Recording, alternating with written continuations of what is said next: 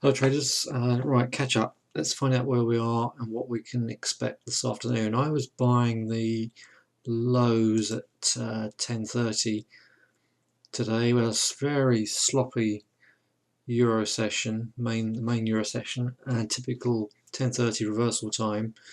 We've at least seen a bit of a lift into resistance, if nothing else. I talked about shorting 330, 340, but we blasted through that. And we're sitting up, holding up right now. I think this was overdue. If you look at this zone, it picks up on this base, which a lot of traders missed out because it was very early on, while Europe was in bed on Tuesday morning, and so we've retraced back down to that breakout area and currently picking up. So if we pick up to where we left off, that means we could see a high of 430.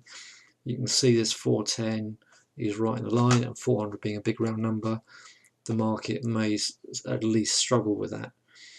Okay, so there's no sell signals down here at the moment. The MACD had it marked off as well.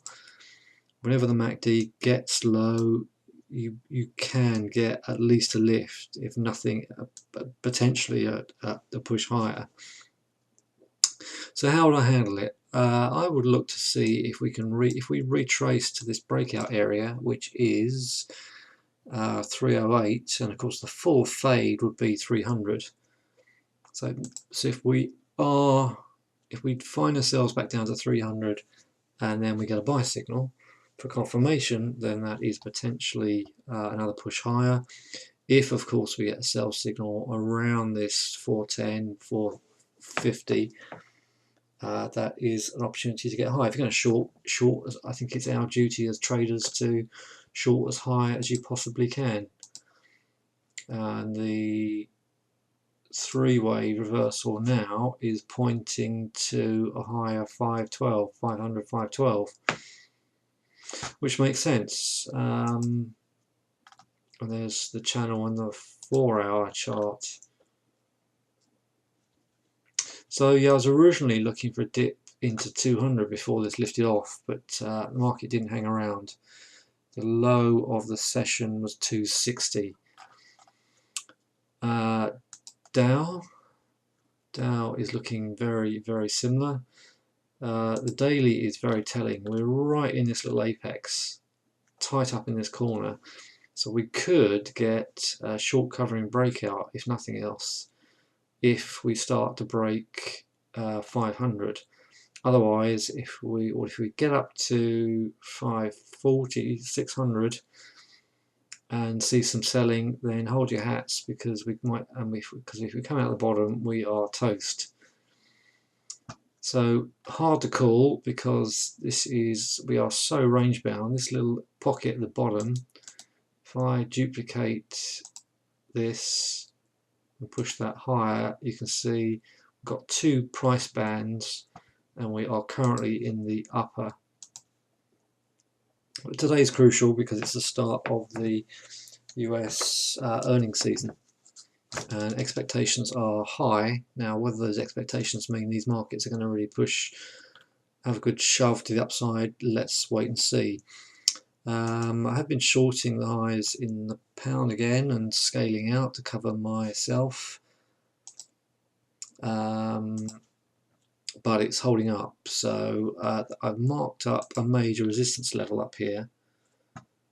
So I think we could be coming up to 244. So that's why, and the MACD again is indicating that we are potentially we're getting a bit of crossover on the MACD. We're above the midline, so it looks as if this could push higher. Okay, well, I've made money shorting it, but not a lot, and the bulls have not made a lot either. We are from the breakout area here at 12 midday Monday. We are just about 100 pips above there.